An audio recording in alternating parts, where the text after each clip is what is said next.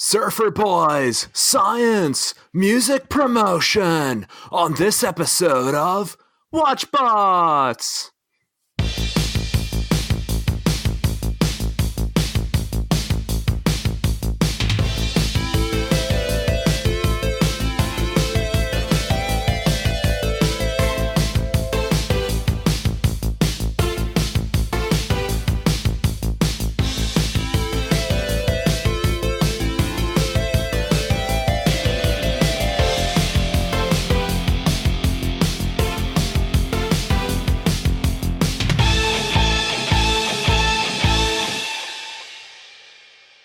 Welcome to Watchbots, the podcast about old cartoons, picking nits, and love.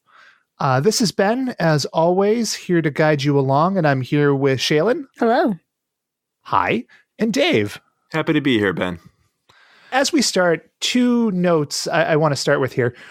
One is we're in the 9-month period between probably June and March where I'm not 100% healthy. So I'm going to try not to wheeze or hack into the mic, but winter sucks. I think that's relevant here. The other thing is a news note, and just as we were setting up, I was reading that Celebrity Deathmatch is coming back. Do you guys remember Celebrity Deathmatch? Oh, yes. Yes, of course. Yeah, so it's coming back with Ice Cube as an executive producer and as a star. And Celebrity Deathmatch is a little newer than the stuff that we usually watch, but just as a mainstream kind of claymation cartoon that was huge for a while, like just a weird moment in time. I thought that was really striking. Just on that news about Ice Cube being involved, will you guys watch the new Celebrity Deathmatch? I mean, I'll watch it, but it'll be begrudgingly. I don't know why. I'll check it out because I'm up for anything. If it's, whether it's good or it's like watching a car wreck, I'll watch it. The first episode anyway. Yeah.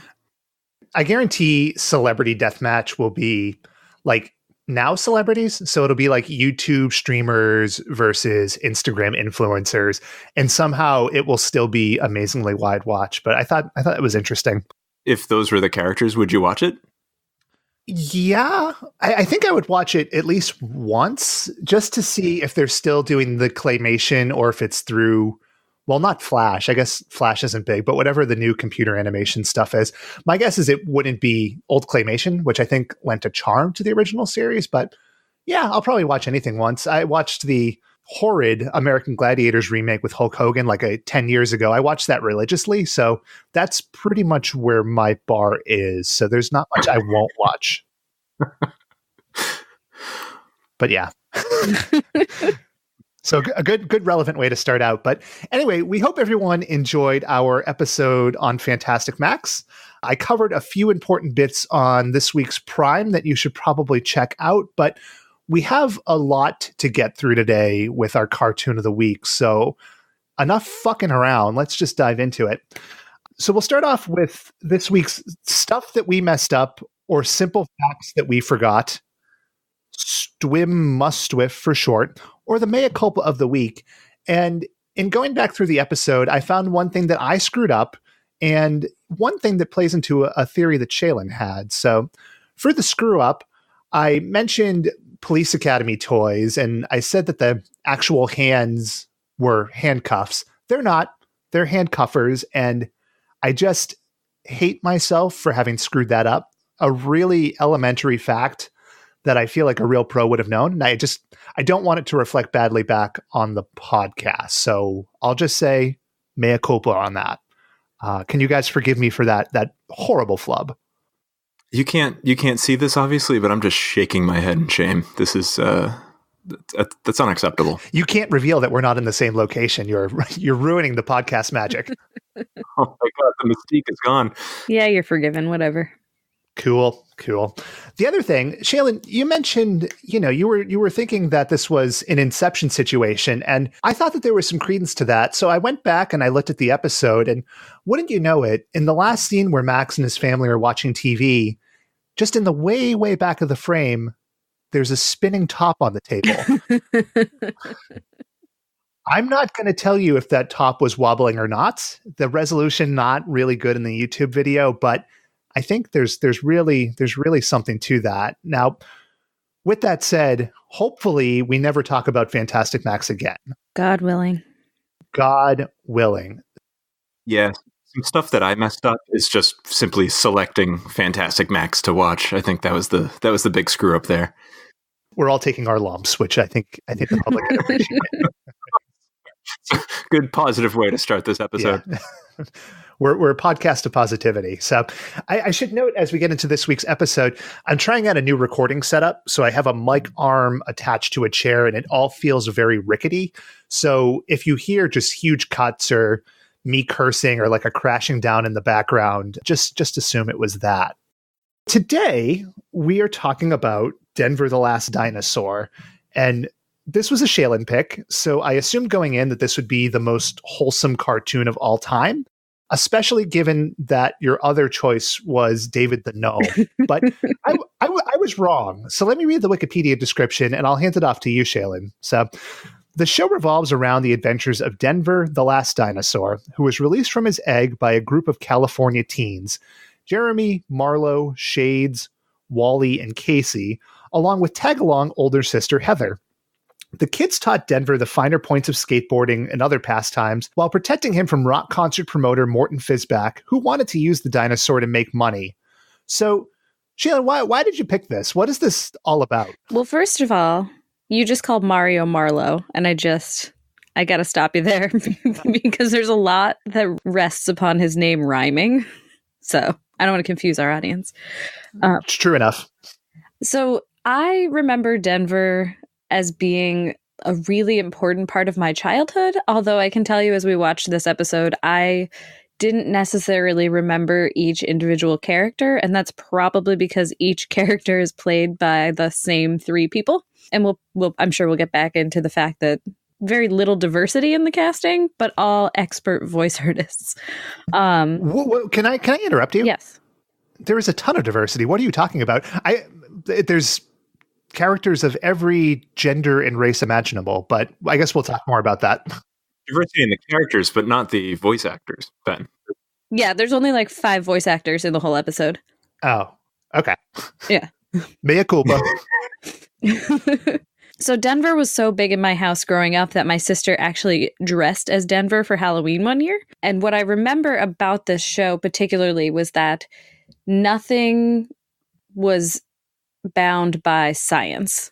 So, which leads to a lot of the questions I have now as an adult. But, Denver could talk, he spoke English, he understood, American teenage culture in California in the late 80s. He time traveled. There was a magic dinosaur shell that could see through time. And as a child, I thought that was very charming and exciting. So, plus the kids were so cool with their skateboards. So that's why I chose it. We'll talk about the skateboards for sure. Can I ask a question, Shaylin? Sure thing, Dave. How old were you when you watched Denver The Last Dinosaur? I think it premiered when I was almost 4. Okay. I have a very strong memory of this, though, and I would have been 5 by the time it was off the air. But for whatever reason, I just have a really clear memory of this being part of my childhood. So okay, all right. Yeah, I was just trying to get some more context into why you selected it. Fair. And what a wonderful segue, because as always, without context, you can't watch these things properly. So this is contextual feeling.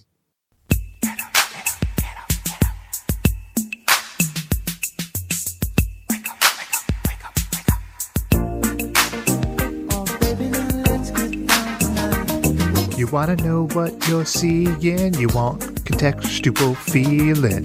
Contextual feeling.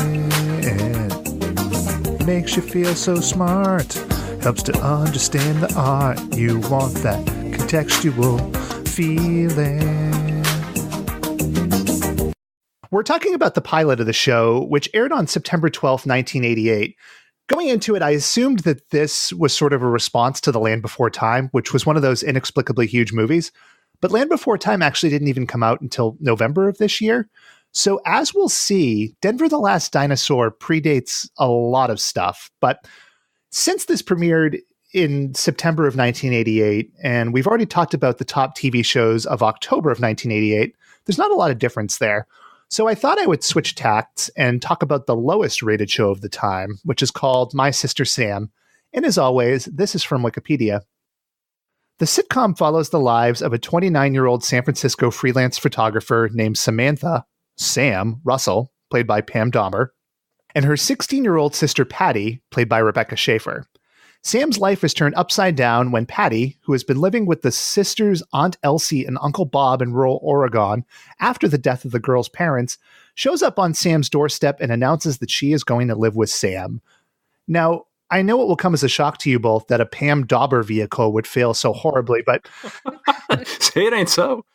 The reason I bring it up is, so the show was canceled about a season and a half in, shortly after this, and the character Patty, so Rebecca Schaefer, was shortly killed by a stalker, which is fucking crazy. What, is this a sitcom? Well, yeah. So it was a sitcom. Her character wasn't killed. I'm sorry. The actress was killed. Oh. Jesus. I was going to say, that's even darker. That's the worst sitcom I've ever heard of. Sister of Sam, more like son of Sam. It's the zany Zodiac killer. Oh man, that would be a dream scenario. Wasn't that Dexter? Isn't that what that show is? All right, we're not talking about Dexter. That's way out of context, Shaylin. You're ruining the segment. Get on track, Shaylin. I'm just saying. Holy moly.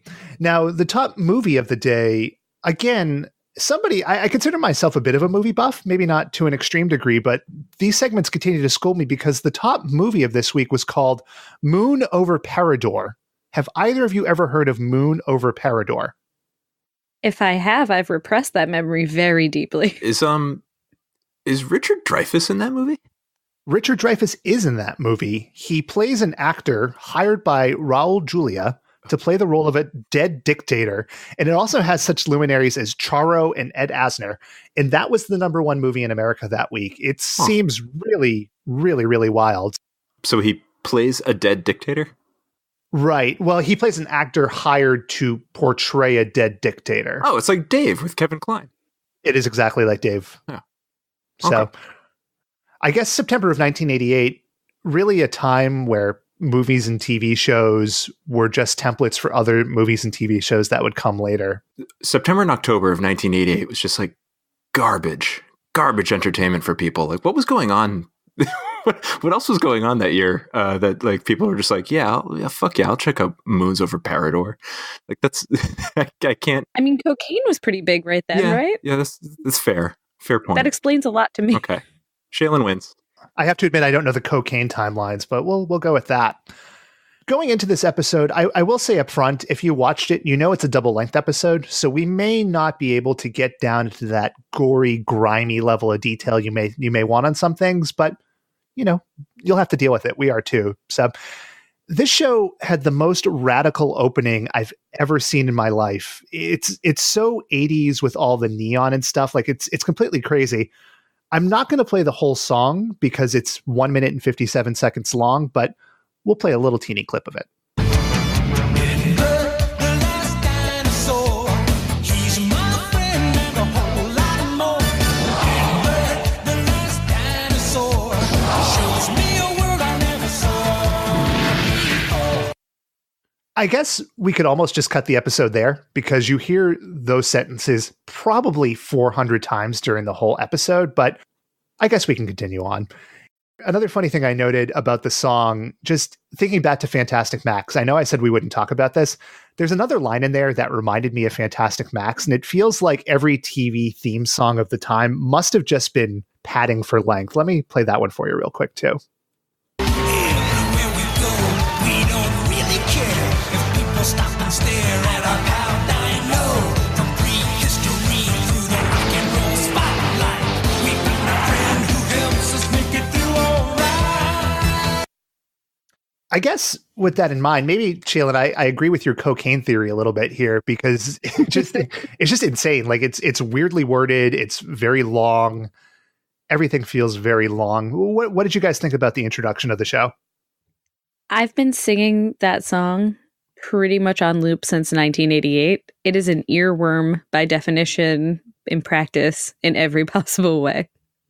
Yeah, the song itself, not stuck in my head, but just one word from the song is stuck in my head, and I'll tell you why after I sing it. Just the word Denver, Denver, over and over and over. I went to work. It's been in my head. I'm driving to the train station. It's in my head. I'm picking up my kids from school. It's just in my head. I'll be talking to my wife, and I'll just all of a sudden exclaim, Denver.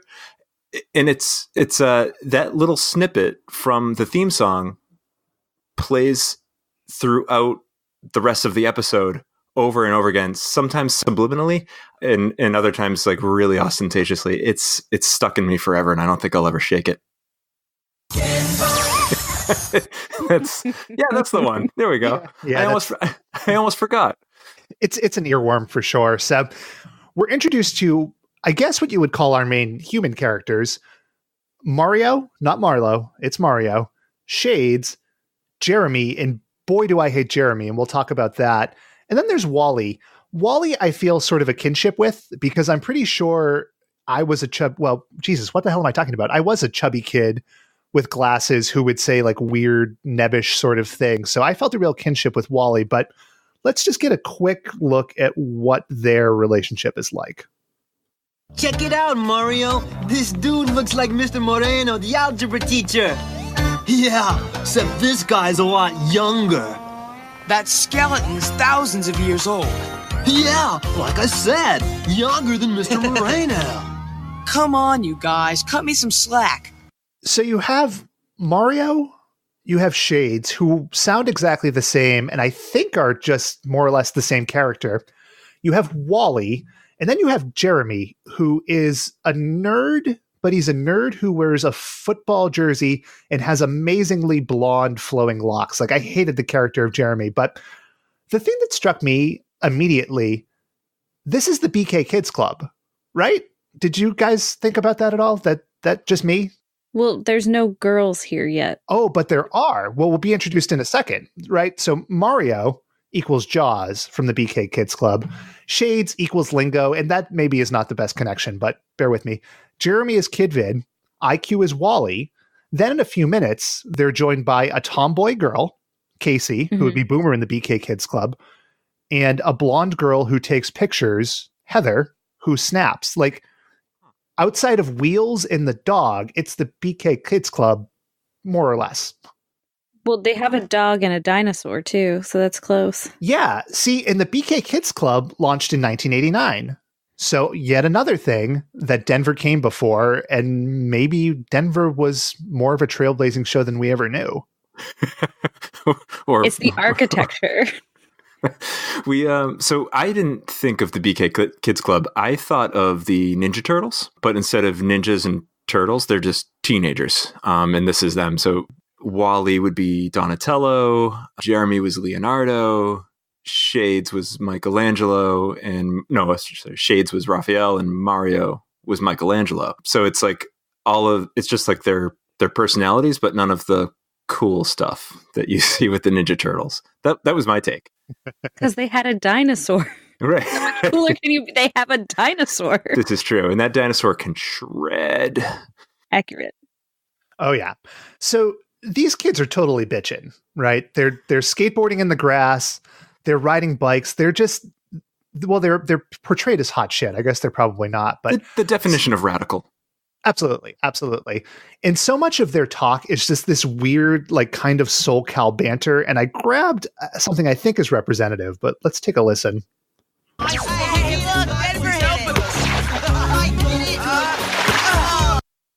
Like, if I had to guess, there's probably 2 minutes of the runtime of this episode of just, hey, man, totally cool. Yeah, get it. Yeah, all right, yeah, over here, yeah. It's weird. Can I take a minute to tell a quick personal story? Please do. Go for it. Okay. So in watching this, a lot of things came back to me because I have a long and storied history with skateboarding. When I was a kid, I had a Bart Simpson skateboard, and I would take it to my grandmother's house. And instead of like riding the skateboard, I would lie down on it and ride it kind of like a luge because I was too scared to ride it down the hill properly. So there's that. And then when I was in college, skateboarding was pretty popular, and I ran with a crowd that did skateboarding. So I said, okay, I can get with this. And I tried to learn to skateboard. And in college, I was not a particularly in shape person. So I was carrying a few extra pounds, and I was riding my skateboard down a hill, and I started doing like speed wobbles. So it's between classes, and I'm going down a hill where there's just hundreds of people walking, and I'm just like speed wobbling and trying not to fall and make an ass of myself. So I jump off the board and let the board like shoot into the parking lot where I had to chase after it like a complete goon.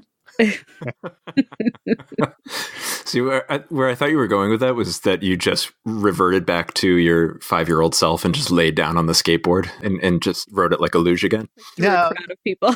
Yeah. That would have been the smart thing to do, but I didn't do that. And I know I also gave myself a concussion riding a skateboard in college, and that's where I quit skateboarding. So I guess I kind of felt like I was living a little bit vicariously through this episode, but yeah.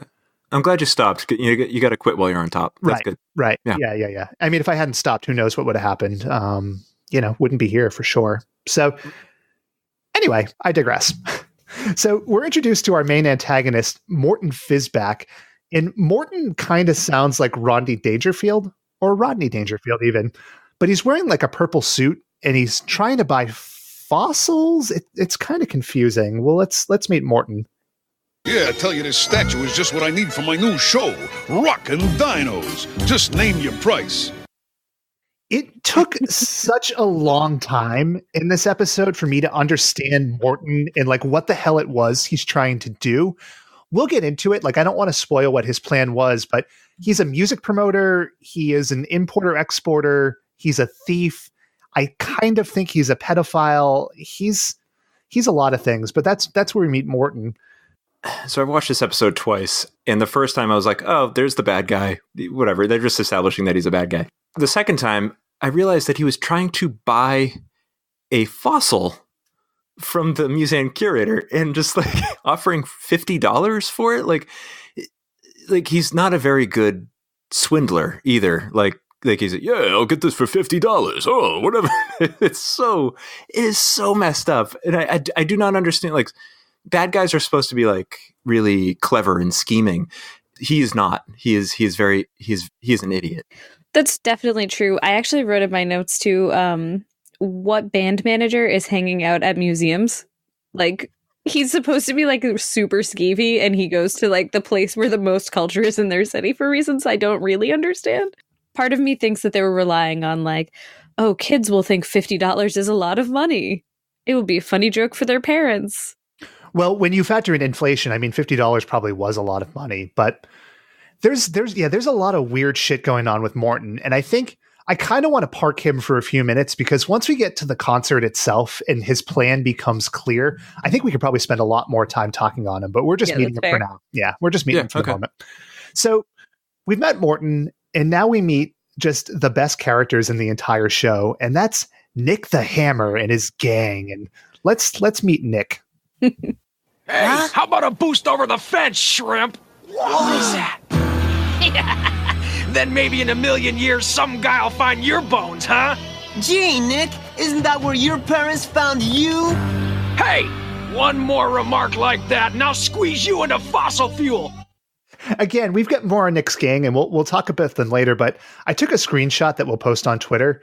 Nick looks like he's at least 40 years old, and everything about his gang is like weird and menacing. Like, he has a guy that looks like Fat Shaggy from Scooby-Doo. He's got a guy that's wearing like aerobicizing gear. It's amazing. Yeah, I wrote that down too. Nick sounds like a 50-year-old man who's smoked his whole life, and it's hard to tell like if he is a teenager that goes to school with the main characters, or if he's just like a really creepy, mean old person who is like tormenting these children. I didn't know which was because they never show him. But they show him what, like 2 more times, and it's always outside of school, no context. You don't understand who he is. So later in the series, you find out that Nick and his crew they're the big kids. Like, I have a vivid memory of them. They're what like, do you mean? What? So essentially, like they're giants. No, they're like the older kids. So they're like the mean big kids.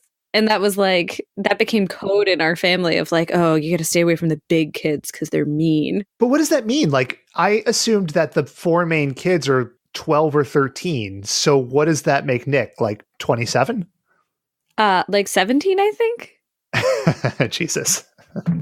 It's like even more disturbing knowing that. Yeah, so he's not a 50-year-old man cruelly picking on these kids. He's like a 17-year-old sociopath. To the best of my recollection, yes.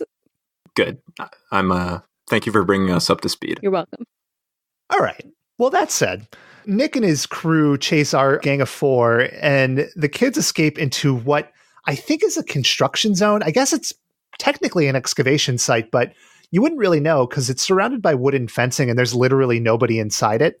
But the interesting thing about this excavation site is that it has a hardened tar egg in it. And how do we know that it has a hardened tar egg in it? Well, Jeremy's going to tell us. It appears to be a sort of hardened tar egg. Like, Jeremy sucks. You shouldn't hate a cartoon character, but I do. Like, he's a smart guy, but he's like handsome and he's wearing his little football jersey. If you're going to have characters be archetypes, like have them be archetypes. I don't necessarily understand why Wally and Jeremy couldn't have been combined into a new character named Wally. You could kind of make the same argument for Mario and Shades. Like they're just, this gang of 4 could have been 2 kids very, very easily. Yeah, you could have made Wally taller, and now he's Jeremy, and you could have put Shades on Mario, and now he's Shades. Or he could have been Marlo. Or Marlo, Yeah. yes, whoever that is. I love that character, Marlo. Also, Jeremy's a frustrating character because he's...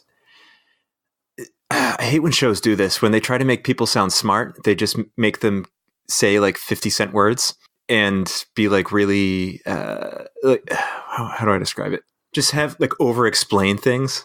Like he how does he know that's a tar egg? And like, why does he have to say hardened? It makes no sense. And he does this a lot through the episode, and every time he did it, I got more and more frustrated with him. Well, actually, Dave, I want to talk more about this, but the show actually does something I respect, and they try to explain how this happened. So let me play that, and I think there's probably a little more to talk with here. Okay. He must have gotten sealed in this tar egg, and it kept him in suspended animation. The shifting of the planet must have forced the egg back up between the Earth's layers. Yeah. Well, that's what I thought. Obviously, that makes absolutely no sense. Like, none of that makes any sense. Why would any of that happen? Why would Denver have been in an egg made of tar? But I do respect that they at least tried to give you this half-ass explanation. Like, that's nothing you're going to get in most of these shows. I think that's interesting. So I'll come back to this later in more detail, but I have an ongoing theory that Denver was in suspended animation and that he is a time traveler. So just put that in your pocket. Throwing it out there for you. Oh man, big market tease. Okay. I'm going to put it in my pocket. Which it is. Which it is. So Denver cracks out of the... Well, I'm sorry, he's not Denver yet. He's just a weird, friendly-looking lizard. He pops out of the egg, and he's immediately anthropomorphic. Like, he's dancing and shit. Like, he licks them like he's a dog. He knows how to play guitar. He knows what a guitar is. Oh yeah, he air guitars. Oh my god, it was like he just got out of that egg, and he's a dinosaur. How does he know how to play guitar? Yeah. I would like to see Jeremy explain any of that, but Time traveler. Yeah. Explain that, smartass. Exactly. And what is the theme for this? All of these kids accept this horrible thing that should not exist with no explanation. They're just like, whoa, cool, it's a dinosaur, dude.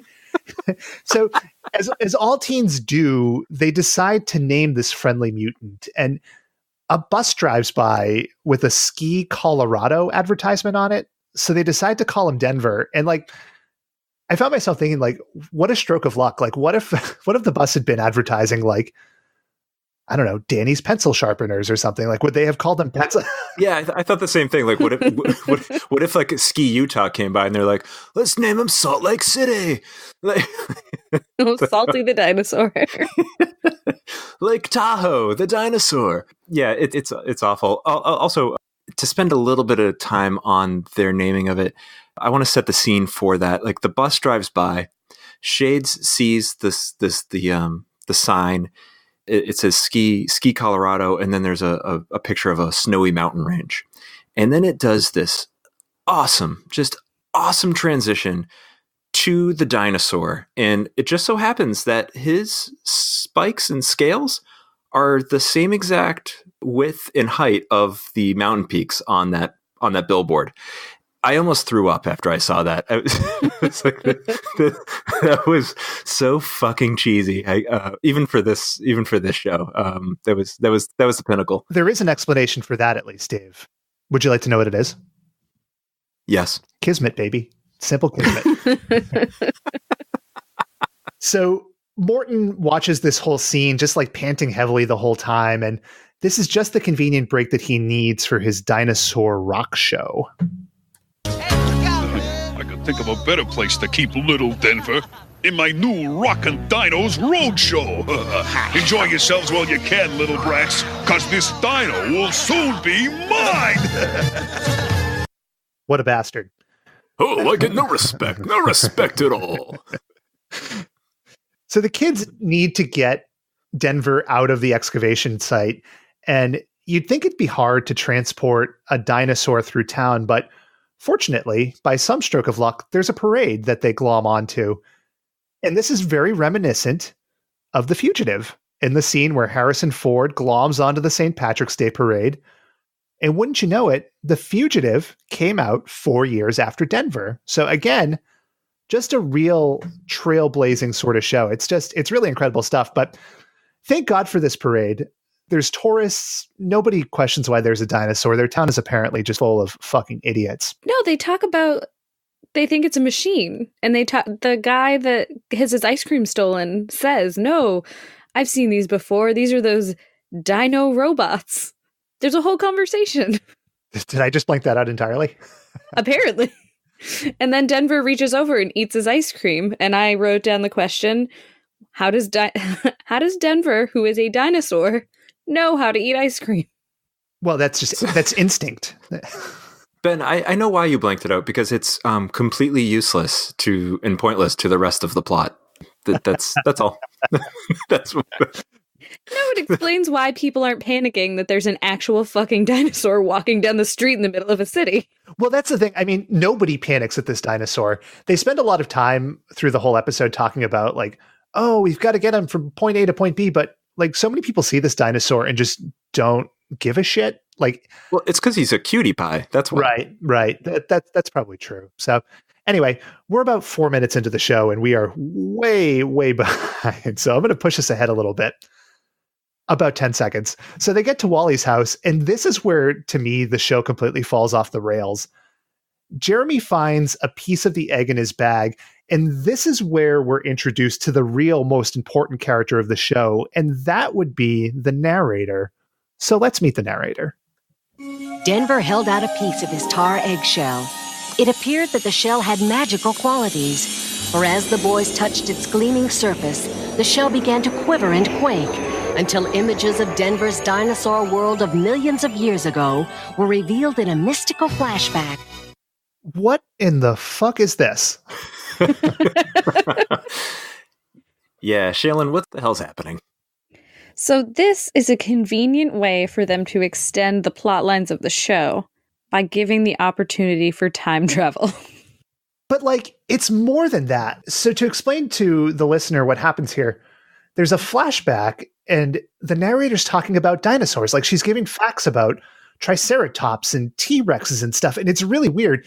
And like, it's a cartoon, so they don't look realistic. But whereas Denver looks like, you know, a cartoon dog, these dinosaurs look kind of real. And like, it's supposed to be, and mean. It's supposed to be educational, I think, but it's just so out of nowhere. But you get that clip and then you hear from the narrator again. And I think this is worth listening to as well.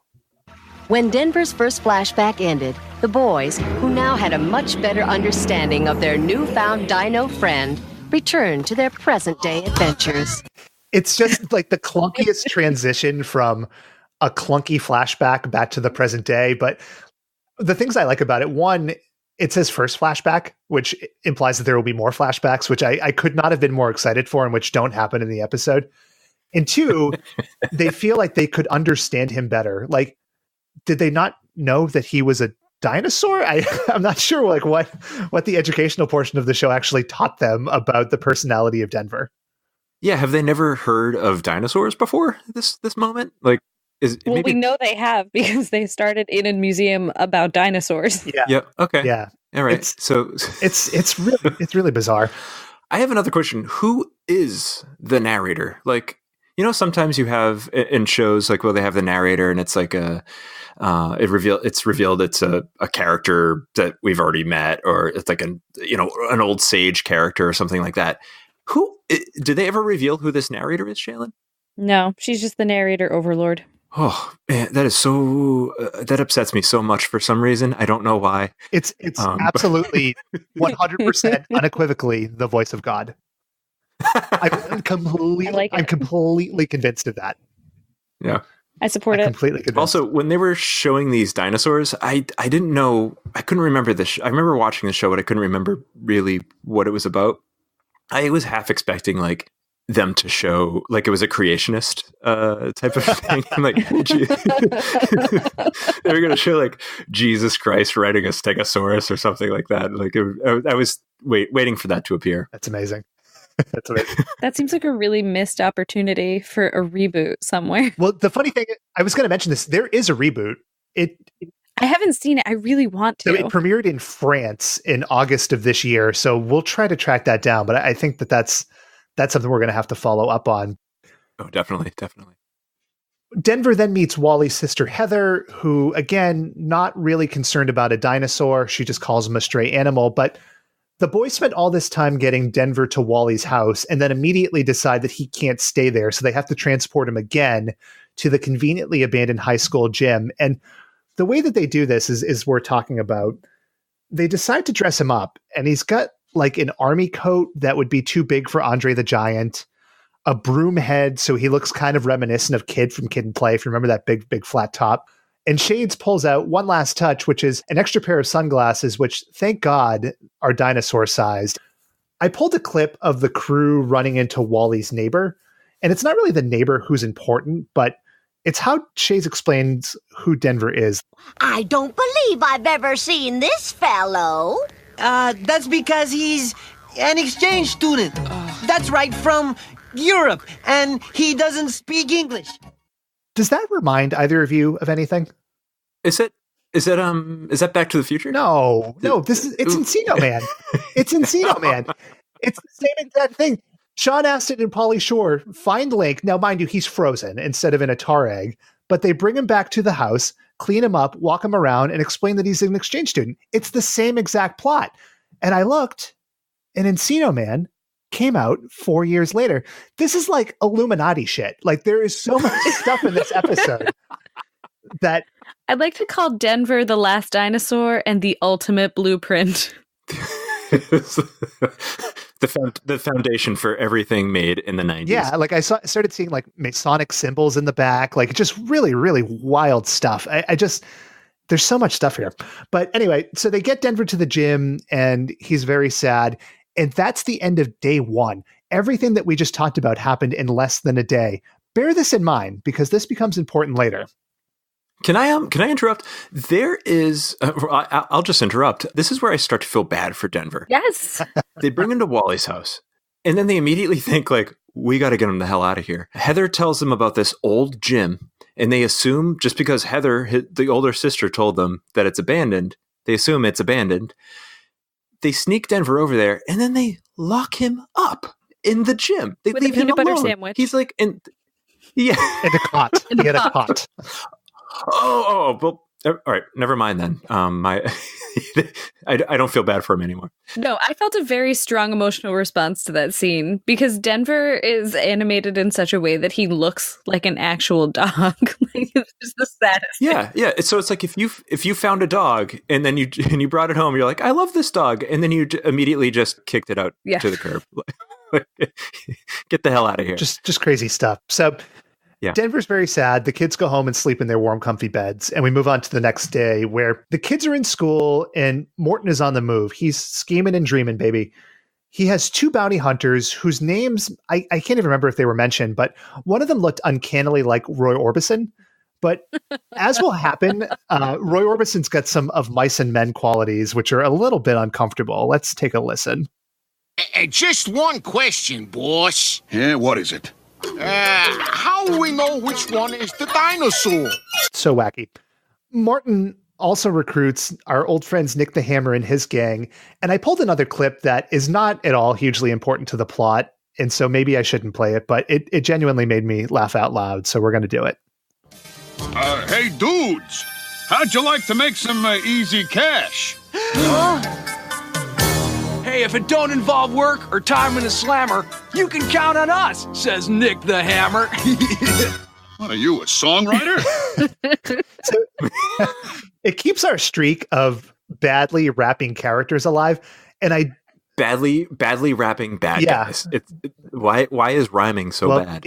Cocaine and hip hop were big in the 88, 89, I guess. But I genuinely enjoyed how confused Morton sounds. Are you a songwriter? Like, it's just, I don't know what purpose any of that served. I almost thought he was going to like offer Nick the Hammer a job on his concert promotion tour. Like, oh, you can write lyrics? Oh my gosh, get over here. I'll sign you to a contract. Oh, I get no respect. Just weird stuff. So the kids are distracted and Denver is kidnapped by the gang and thrown in a van.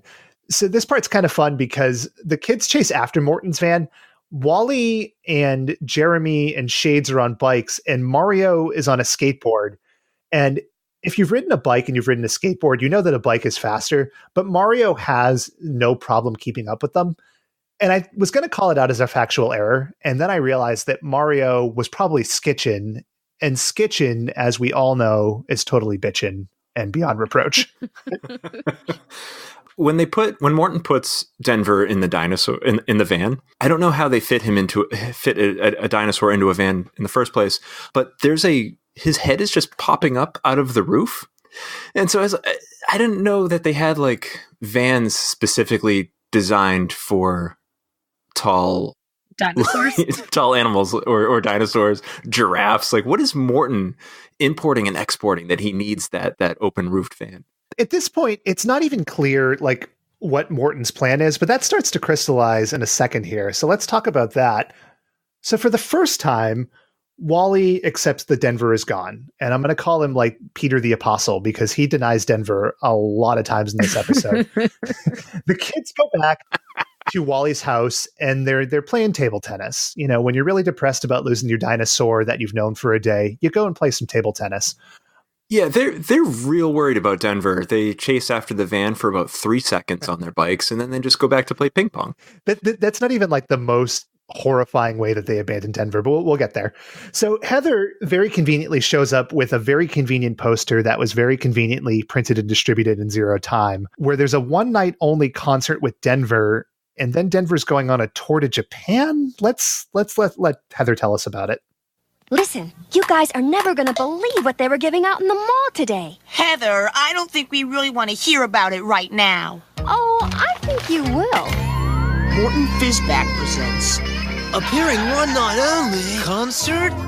So that's what they wanted Denver for, a new rock and roll gimmick. Oh, when is the concert? Tonight. And right after it, they're leaving for a world tour starting in Japan. Let's take a step back because I think this is the time to talk about Morton's plan. And I thought a lot about this. So he was going to have a dinosaur themed show regardless. You know this when he met the museum curator and tried to buy a fossil because it was the day before for $50. Oh, the museum curator got no respect. But like, what was his plan? Had Denver, there's no way he could have known could have existed, like would have happened. Was he shooting for a Jurassic Park scenario? And again, Jurassic Park published in 1990, Denver, Illuminati, et cetera, et cetera. Like, he has a band full of leopard print people. Like, what was his tour going to be without Denver? I assume just like a dude in a dinosaur costume, much like my sister wore for Halloween that year. Was she Denver or just a, generic dinosaur? She was Denver, But it wasn't like a licensed costume. My mom sewed it. So I feel like Morton probably could have also found someone to sew it. So his idea, he's going to have this rockin' dino roadshow, and the first thing he thinks of is like just putting a fucking fossilized skeleton of a dinosaur up in the center of his Well, it's stage. the perfect thing to complete the show.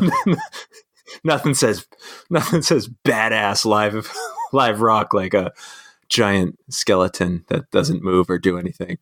So he really lucked into this dinosaur. Yeah, and you can't even say that Morton's cheap, because as we see when the kids go to the concert, like, it's a very elaborate setup. There's huge neon signs that say Denver, which, again, to get a neon sign done on no notice, he's got connections. There's volcanoes, there's an elaborate band. It's amazing. And the funny thing about the concert, among everything I just said, the show's completely sold out. So Morton Fizback has to have a lot of name value to have sold out the show on like an hour's notice. And people are fucking clamoring for Denver They the somehow Dinosaur. know the song.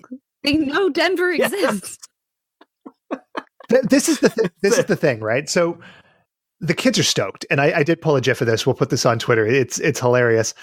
Denver doesn't want to go out on stage, but the bodyguards or Morton's thugs shove him out there, and then they start playing the theme song for the show. And I took a step back again, and I sort of thought about this for a minute. And when you start watching the episode and you hear the song, like, it's very peppy, it's very upbeat, it's a cool song. But under this scenario, it was written by Morton or Morton's cronies. So are you therefore not supposed to like the song? Or are you supposed to accept that Morton, despite his many faults, is, he's a good promoter, he's a good manager, he knows what the hell he's doing out there? I mean, I think he's a bad manager for not having planned a dinosaur for the Rockin' Dino show, but he is successful at promotion, and also he is a hell of a fast songwriter, or else he employs the right people. The name Fizback is synonymous with entertainment. There's no denying that. That's what I thought. Sinatra, Fizback. So anyway, so the kids are trying to get Denver back, and they try to get his attention by climbing into a fake volcano, and they start waving wildly. And again, podcasting doesn't do this justice. I got a clip of this. We'll put it on Twitter. But Morton sees them, and he decides to try to murder them. And let's take a listen. No! It's those two-legged mosquitoes. Well, I'll teach him not to mess with Morton Fizback. This will really shake him up. Directly after this, fireworks start shooting out of the volcano. So the kids, literally were almost killed by Morton. He has no scruples whatsoever, but he is going to burn these 4 boys alive with stage pyrotechnics. Like, this show has taken a hugely dark turn. That's entertainment, Dave. That's entertainment right there. Oh, these kids are giving me no respect. I'm going to burn them alive. The kids escape the volcano, fortunately or unfortunately, I guess, depending on your perspective, but they run right into Morton's bodyguards and are then kicked out of the backstage area. So the next thing we see is Morton in his office, and I paused it here and I took a screenshot because his office is awesome. He's got posters up everywhere. There's a picture of a monkey that appears to say lust under it. There's a poster for something called Star Power 79. There's something that says featured nightly that either could be the Rockettes or it could be horses. I'm not sure. And then there's a poster of Denver himself. So his office is amazing. And again, for everything you can say about this guy, he must be a hell of a promoter, because if he was promoting something in 79, he's been in business for 10 plus years. Okay. Hey, I already said he was the name in entertainment, so you don't have to convince me, Ben. I just assumed adult entertainment too by looking at The Office. Like, it seemed like the set that you would see for, like, oh, this is where you go, and it's like the casting couch. Like, it's that stereotypical, like, disgusting office with the guy with the chains. He's like, I'll give you a part, sweetie. It was really uncomfortable. Let Morty Fizback take care of you. I don't know if it's this scene in The Office or the next, or the other scene where he's in his office, but you know how he knows so much about entertainment, he's so successful. It's because he reads the showbiz section of the newspaper. He's just sitting there, he's holding open the newspaper in just big, huge letters saying showbiz. So you know he works hard. That's right. Fuck Variety. I'll take down the big dogs. Anyway. You got him. The kids take that. The kids go to the ship where I guess they're going to try to pull Denver off the ship, but it's already pulling away from port. And what we get is a nice little 80s clip of some sad jazz. Come on, Wally. There's nothing more we can do now. But Denver was not headed for Tokyo. For Morton Fizback's paranoia would result in Denver's finding a new home much closer than the boys imagined. So the tour to Japan is completely fucked. And maybe everything I just said about Morton being a good promoter is up in smoke. Maybe the band's going, I don't know. But his grand plan is to send Denver to the local university, which looks a lot like a dungeon. They meet Dr. Funt, who I will assume is a paleontologist. It's never quite clear, but they're in a room with like wooden doors and bricks and stuff. Like there's no way. There's like dungeons and like cells and cages for things. He's a paleontologist, but there's like beakers and Bunsen burners and like massive ass computers everywhere. I was so confused by this. Also, just to take a step back, I know we're running really long here, but was anybody else really confused by what the narrator said? But Denver was not heading for Tokyo. He was doing something incredibly convoluted. Like I kept having to rewind and be like, what the fuck is she saying? I have no idea what's going on anymore. This is where it's helpful to think that the narrator is God, because you can just accept it and move on. Yeah. Okay. Perfect. But back to Professor Funt and his creepy dungeon. Professor Funt and his creepy dungeon. So while he's dropping Denver off, Morton finds a picture of Denver with the kids, and he reacts to this picture in like a really odd and disturbing way. What's this? Nice picture. Like, I don't know. There's probably not a lot to say. We'll just leave it at that. But you see Dr. Funt, and Dr. Funt is the cartooniest cartoon character that's ever cartooned. Like, he looks like Rusty Jones, and he's a college professor, but his plan is to like immediately vivisect Denver and get rich. But the thing I liked about Dr. Funt is he's able to give Denver an X-ray and determine within like 8 seconds that Denver is real. And let's confirm that with him. Oh, this proves it! You're not a mutation or a genetic throwback, but an actual living dinosaur! Like, and you know it's the same night because we see what happens the next day. Like, this is all within seconds. We don't see a lot of like our teens here, and I felt like this part of the show really, really dragged. It picks up again, but did you guys feel that here too? It dragged, and they also used, like, they kept saying, for scientific experimentation, we're going to begin experimenting on him. And it just felt really out of place for the rest of the episode. It was very uncomfortable. This show was clearly written by someone who has never stepped foot in a university before, has ever experienced science in any way, and also has never been to California or interacted with human teenagers. I don't know who this person is that wrote this, but they might not be of this earth. I think they're aliens. Tom Burton. It's Tim Burton's budget little brother. I was going to say his non-unit Tom. equivalent. Yeah, it's just really weird. So it gets weirder when a small child walks into the sex dungeon, and her name is Joy. You don't know who she is when she comes in, but she has a stuffed dinosaur. So she has that connection with Denver. And really, given Denver's fame, I was surprised that she didn't recognize him immediately. But her grandfather comes in, who is also a professor, Professor Chen. And I don't know what his role at the university was, but it's just weird. There's just 3 people who live in this dungeon. I think he was the university's moral compass. I think that was his job. Every institution needs one. The provost, the ombudsman. I like that. So Funt is a jerk, and Joy and Chen work together, and Chen shows some really just kick-ass parenting skills here. But he's my friend. I don't have anyone else here I can play with. Sometimes we have to let go of the things we love for their sake. Do you understand? No. and don't worry, like he doesn't elaborate on that. Like, what is going on in this segment? Like, how could there possibly be more? We're about a half hour into the episode, and Denver's already been discovered. He's met kids. He's goofed around. He's been kidnapped twice. He's become famous. Like, how could there possibly be more to this? But there is, because Professor Chen and Joy let Denver escape, and Dr. Funt laments this in a really strange way. And let's hear from Dr. Funt one more time, too. My dinosaur is gone. I'm ruined.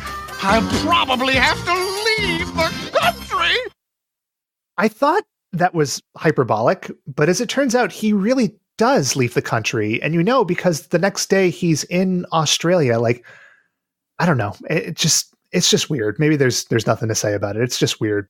It was a time before the internet, man. People in Australia had no idea what was going on in California. Wasn't Australia still a prison colony in 1988? I can't remember. It was so long ago.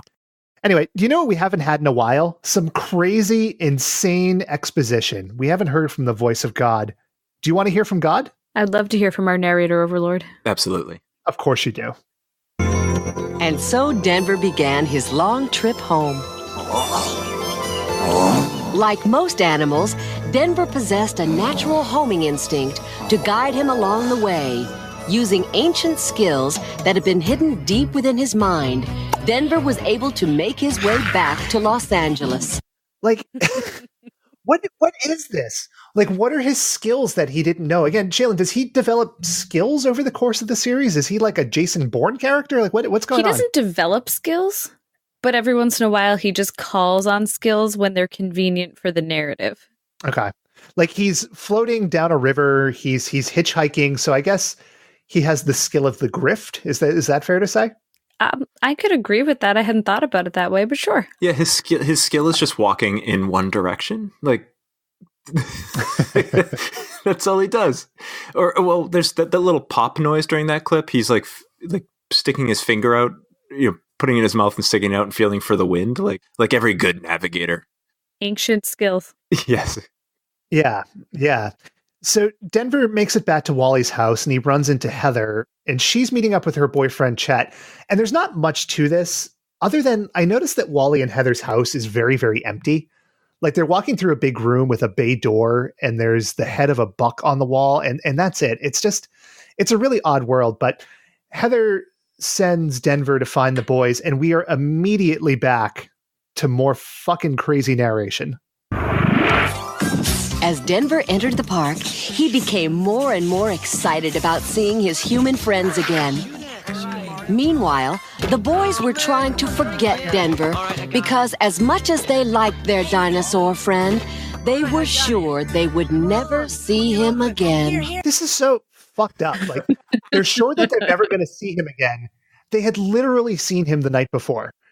And like, again, this is the second time in like less than 2 days that they've denied this poor dinosaur. Like, it's crazy. Like, I know that they're pretending like the boys are trying to get over it, but the way that it plays on the screen is that they're just happily playing basketball. It's like a weird nightmare. This is the second time that's happened. Like, so they abandon Denver and then they go someplace and play a game.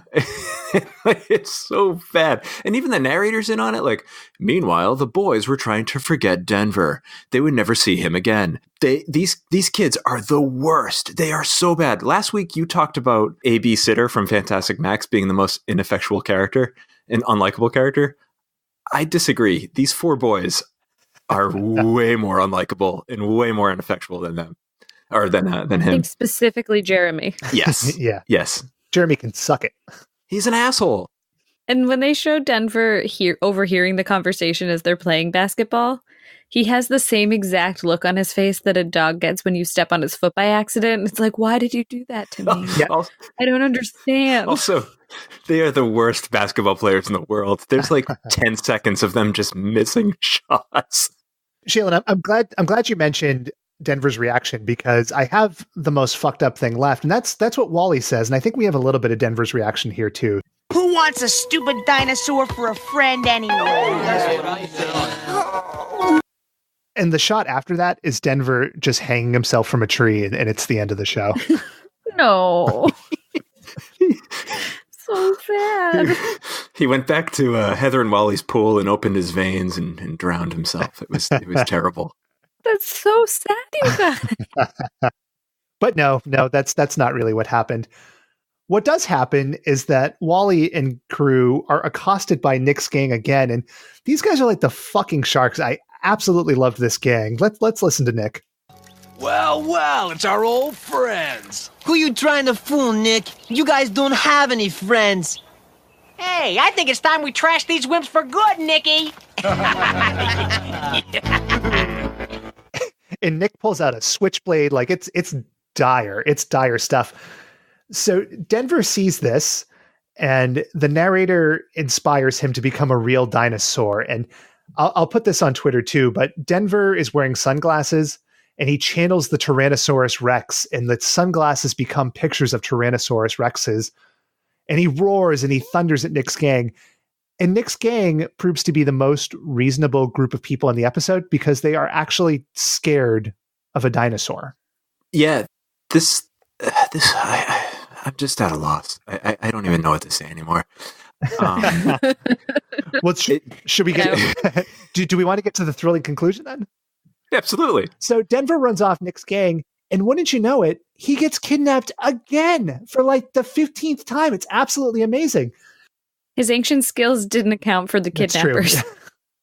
And in another Illuminati moment, we have Morton, and what does Morton say but... Put the lizard in the box. It's Con Air. Like, this is uncanny. It's crazy. I told you, blueprint for everything. This is an important episode in our cultural history. Yeah, like, this is nuts. So Morton's new plan is Cameron Poe is an anagram for Denver the Last Dinosaur. It's amazing. All the pieces fit. It's incredible stuff. So Morton's new plan is he's going to ship Denver to Australia to be with Dr. Funt, who's apparently there and employed in what is time, after all. So they're putting Denver in a crate, but the kids band together with bikes and skateboards to turn the tables, and they get Morton and his goons in the box. And I bet you didn't see that coming. And let's get one more bit of banter from these kids. Good job. Okay, Casey, put a lid Hammer on him in, Case. Yeah, we showed him. G'day, mates. This here the crate that's going to Australia. And yes, the shipping company is Koala Shipping. So Morton at least got that right. Only Australians can move things to Australia. That's what I took away from this episode. Make Australia great again. Yeah, exactly. And the show ends with another group picture, which fortunately all the kids are fully clothed. And then they play the song again for the 400th time. So this was a whirlwind. As a blueprint for the entire decade of the 90s, it really had to be a whirlwind. Yeah, I guess it had to include everything so that we would have entertainment for a decade. What I was left with after this was, like, how were there more episodes of this show? Like, there were 50 episodes of this. I can't even fathom another adventure these kids could have gone on with Denver that would have been like a 10th of this. And this is all over a period of 2 days. So, Shaylin, I mean, what other stuff did they do? So it was lower scale kind of stuff. There was an episode where they made a band with Denver as one of their, I think, the lead guitarist, and they had like a battle of the bands against a character who he's in the series, but he wasn't in the pilot, who he actually creates a time machine in an episode, and he and Denver go back and are with the dinosaurs and have to find out how to come home. There's a lot of like silly gimmicks where they're putting the sunglasses on and sneaking him around and no one realizes it's a fucking dinosaur, which is good. As a 4-year-old, I found it quite enjoyable. I have a really vivid memory of an episode where they dress Denver up like a dog to motivate Rocky, who's Wally's dog, to do better in the dog show that he's participating in.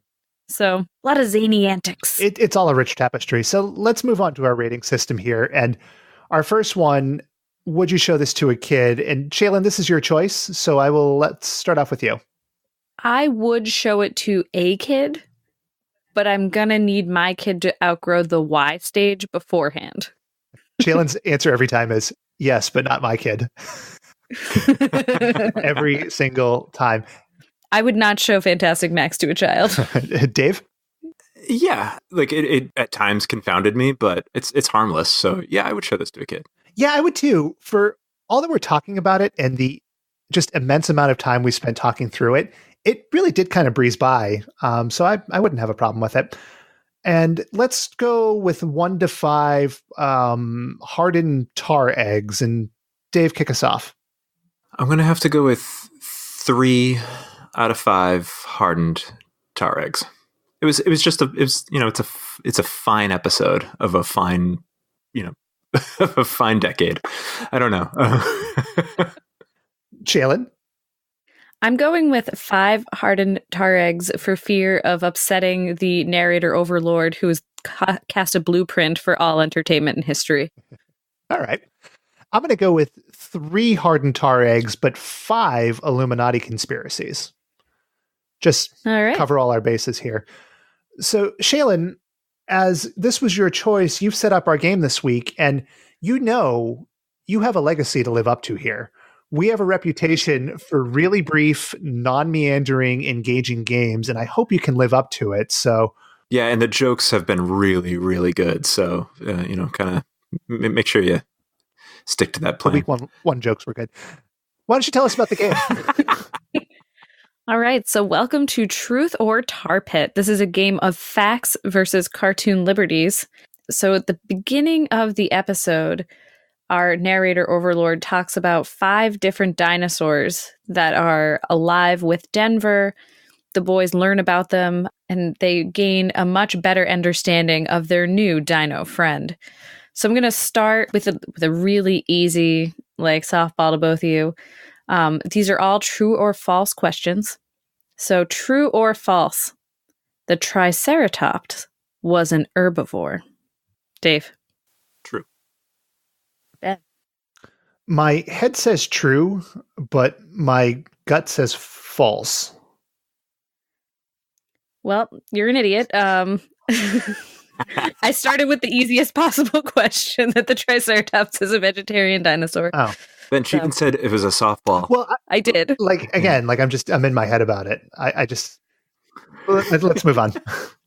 Point Dave. He's All got right. the yips. Question number 2. The narrator overlord, or God as we're calling her, told us that the slow-moving Stegosaurus had a brain the size of a walnut. True or false?